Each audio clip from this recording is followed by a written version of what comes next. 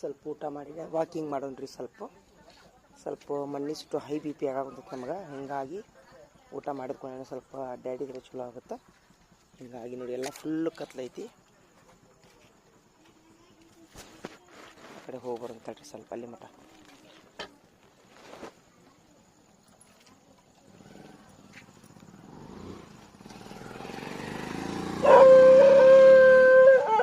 ಯೋ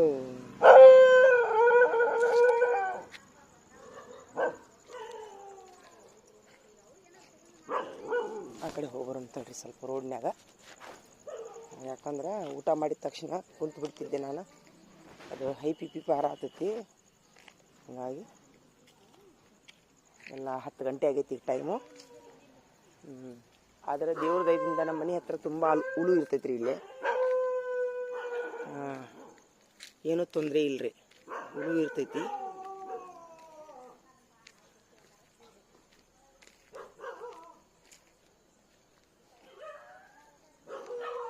ನಾಯಿ ಒದ್ರಾಕುಂತಾವ. ಯಾಕೋ ರೋಡಿನ ಲೈಟ್ ತೆಗ್ದಾರ. ಇಲ್ಕಂದು ಇದ್ದು ಲೈಟು, ರೋಡಿನ ಲೈಟು ಕತ್ಲ.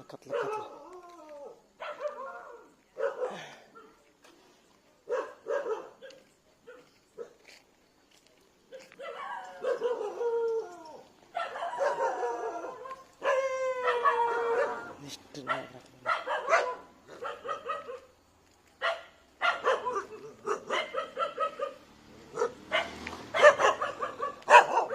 ಯಾಕೋ ಯಾವಾಗ ಬಂದಿರಿ ಸರ? ಯಾಕ್ರಿ ಯಾವಾಗ ಬಂದಿರಿ? ಹ್ಞೂ ರೀ. ಸರ್ ತಂದೇವ್ರೇನ್ರಿ? ಸರ್ ತಂದೇವ್ರಾ? ಸರ್ ಅಪ್ಪಾರೇನ್ರಿ? ಸರ್ ಅಪ್ಪಾರ?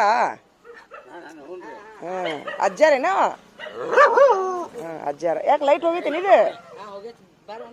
ಇಲ್ಲ ಬೇಡಪ್ಪ, ನಿಮ್ಮ ನಾಯಿ ಐತಿ, ಅಂಜಿಕೆ ಬರ್ತದೆ ನನಗೆ. ಬೇಡ ಇಲ್ಲ ಬೇಡ, ನಾ ಇಲ್ಲೇ ವಾಕಿಂಗ್ ಮಾಡತ್ತೀನಿ. ಒಲ್ಲೆನಾ ಒಲ್ಲೆಪ್ಪ ಯಪ್ಪ, ನಿಮ್ಮ ನಾಯಿ ನೋಡಿದ್ರೆ ಅಂಜಿಕೆ ಬರ್ತದೆ ನಂಗೆ. ಬರ್ತೀನಿ, ನಾಳೆ ಬರ್ತೀನಿ ಅಳಿನ. ನಮ್ಮ ನಾಯಿನ ಕತ್ಲ ವಾಕಿಂಗ್ ಮಾಡತ್ತಿ. ಏನು ಮಾಡೋದು?